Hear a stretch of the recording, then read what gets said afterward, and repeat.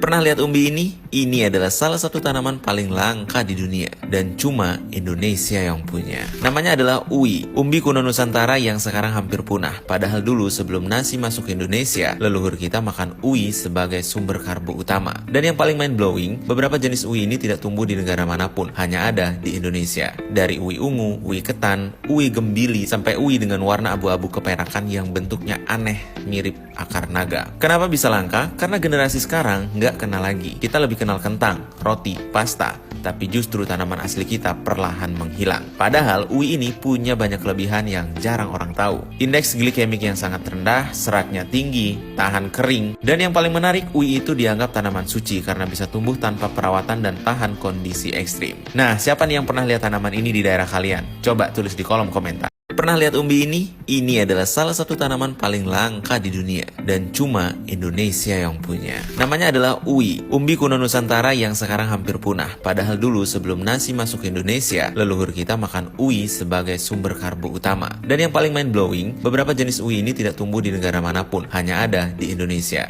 Dari uwi ungu, uwi ketan, uwi gembili, sampai uwi dengan warna abu-abu keperakan yang bentuknya aneh, mirip akar naga. Kenapa bisa langka? Karena generasi sekarang nggak kenal lagi. Kita lebih kenal kentang, roti, pasta, tapi justru tanaman asli kita perlahan menghilang. Padahal uwi ini punya banyak kelebihan yang jarang orang tahu. Indeks glikemik yang sangat rendah, seratnya tinggi, tahan kering, dan yang paling menarik, uwi itu dianggap tanaman suci karena bisa tumbuh tanpa perawatan dan tahan kondisi ekstrim. Nah, siapa nih yang pernah lihat tanaman ini di daerah kalian? Coba tulis di kolom komentar.